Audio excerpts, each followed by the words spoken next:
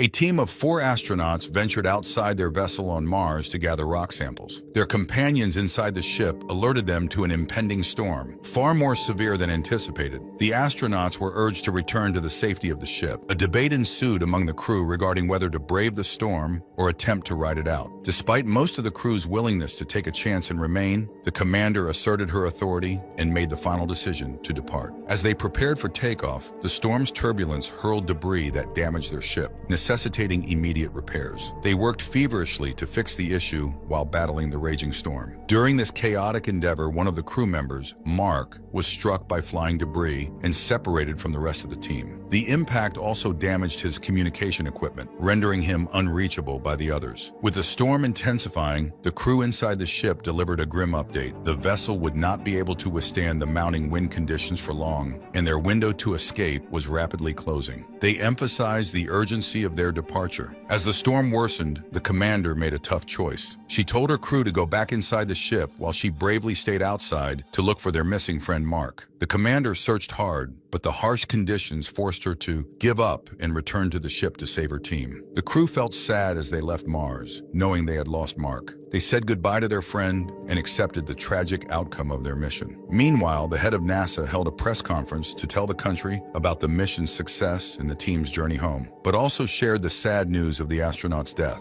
In a surprising turn, Mark woke up, still on Mars, half buried in the sand. His spacesuit showed warnings about low oxygen and unstable blood pressure. He stood up and found himself impaled by debris. Mark cut off most of it, but left some to keep the air pressure stable in his suit. Mark, against all odds, navigated his way back to the base, entered, and meticulously extracted the debris from his abdomen, ensuring the wound was securely closed. With a sense of purpose, he activated a video log, recounting his extraordinary experience for posterity. He explained how the debris had played a dual role, disabling his communication systems, yet sealing his suit and preserving his life. Mark held no grudge against his crew for their decision to leave, understanding their assumption that he had perished. Alone on Mars, Mark faced the stark realization that NASA's next manned mission was years away, and his limited food supply posed a significant challenge. As he explored the base, organizing his crew's belongings, each item carried the weight of their absence. Through a detailed inventory of the food stores, Mark discovered the daunting truth. His current provisions would only sustain him for a year. To survive, Mark would need to cultivate an additional 3 years' worth of food, a task that would test his resilience and ingenuity. Fortunately, Mark, being a botanist, seizes upon the opportunity to utilize the potatoes the crew had packed for Thanksgiving as a means of sustenance. Determined, he embarks on a mission to cultivate them. Mark meticulously cleans the solar panels, transports loads of soil indoors, and ingeniously utilizes the crew's waste to fashion fertilizer. With determination, he tills the indoor soil and carefully plants the potatoes. However, faced with a shortage of water, he ingeniously devises a method to generate more. Crafting a makeshift contraption that synthesizes water through controlled chemical reactions, Mark perseveres. After several days of tireless effort, the interior of the makeshift garden becomes adorned with condensation, and the first signs of plant life emerge. Meanwhile, back on Earth, NASA holds a somber funeral in honor of Mark. Vincent engages in a discussion with the director about the possibility of returning to Mars to retrieve the equipment left behind by Mark's crew. However, the director swiftly dismisses the idea, citing the necessity for all activities to be televised and expressing reluctance to expose the public to the sight of Mark's body. He insists on waiting. Vincent counters, highlighting the unique circumstances of Mars where Mark's body would remain preserved, proposing a mission framed as a retrieval for Mark's family. Meanwhile, Mindy, a satellite supervisor, receives coordinates indicating activity at Mark's location. Reacting swiftly, she places an urgent call to the director, alerting him to the development. As they review the footage, they realize it provides evidence of Mark's survival, prompting a scramble to devise a plan for public disclosure within the imminent 24-hour timeframe. Concerns mount over potential backlash against NASA for seemingly abandoning one of their own. They opt to convene a press conference to assure the public of their unwavering commitment to bringing Mark back safely. Meanwhile, on the desolate expanse of Mars, Mark pores over maps at the base, meticulously plotting his course to intersect with the next Mars mission in 4 years' time. The distance to his destination measures a daunting 3,200 kilometers, a considerable challenge given his rover's limited range of 35 kilometers per journey. Furthermore, the journey is estimated to span approximately 50 days from the base to the designated meeting point. Undeterred by these obstacles, Mark channels his ingenuity into modifying the rover to extend its range without the need for frequent recharging. Through tireless effort, he achieves success in doubling the battery life, albeit at the expense of disabling the rover's heating system. With the harsh Martian cold posing a threat to his survival, Mark ingeniously procures radioactive material to generate warmth. NASA held a press conference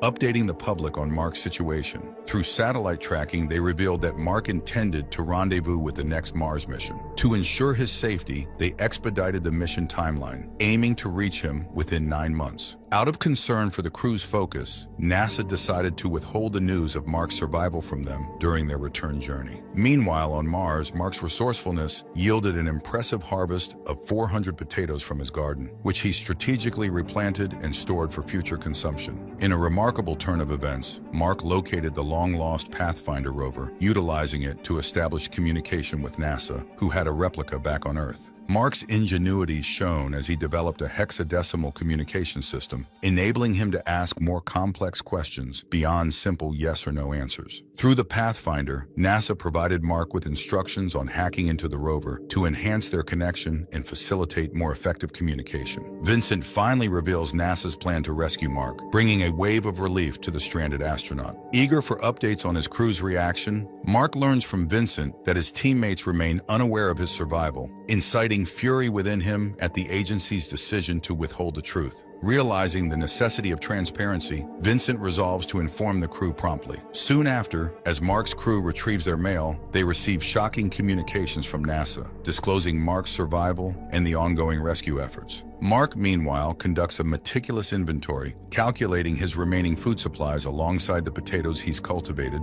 determining just enough sustenance to endure until NASA can dispatch a rescue mission, provided no unforeseen mishaps occur. However, tragedy strikes as an explosion rocks the entrance chamber while Mark tends to his garden, resulting in injuries and a cracked helmet. With oxygen depleting rapidly, Mark swiftly employs duct tape to seal the breach. Mark returned to his garden, only to find that the exposure to Mars's harsh atmosphere had taken a devastating toll. All his plants had perished, and the intricate watering system he had set up was destroyed. He relayed this unfortunate development to NASA, who realized the urgency of expediting the rescue mission. They acknowledged that without an accelerated timeline, Mark's limited food supply might not last until their arrival. In a heartwarming development, Mark's former crew received permission from NASA to reconnect with him. They reminisced, shared jokes, and caught up on their experiences. Mark, with a sense of closure, cleaned up the area dedicated to potato cultivation, removing the tarp and dirt while resealing the hatch opening. It was a symbolic gesture,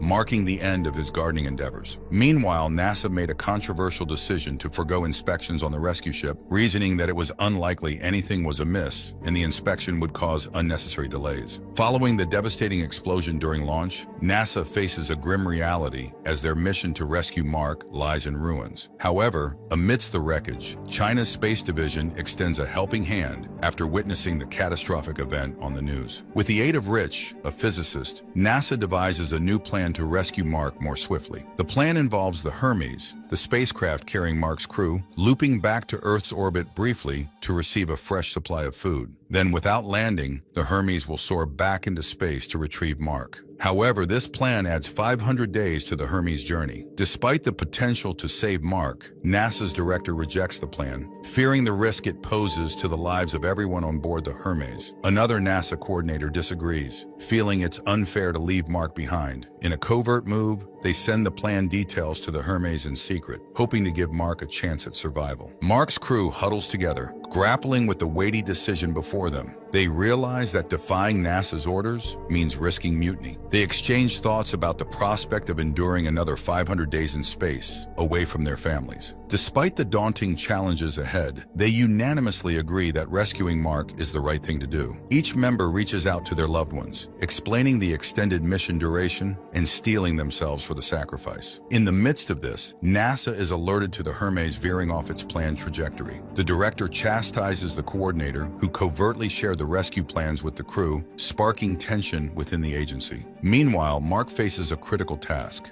gathering the vital equipment sustaining his life and transporting them to the rendezvous point with the Hermes. Time is of the essence as he races against the clock to ensure his survival and reunion with his crew. As the Hermes swings by Earth to restock supplies, it leverages the planet's gravitational pull to propel itself back towards Mars, conserving precious fuel for the critical mission ahead. After 7 months of preparation, Mark's mission to rendezvous with the Hermes was drawing near. He meticulously gathered his supplies and packed them into the rover, ensuring he had everything necessary for the journey. Mark also took along solar panels to recharge the rover during his travels, eliminating the need to return to the base. NASA, considering the high speeds required for the rendezvous, instructed Mark to remove all unnecessary equipment to reduce weight. He removed supplies intended for a 6-person crew, leaving only enough for his solo trip. To further reduce weight, Mark removed the front and side portions of the ship, replacing them with tarp, and he also took out all control panels as the Hermes crew would be operating his ship remotely. Mark bid a sentimental farewell to the rover, entering the ship to get ready.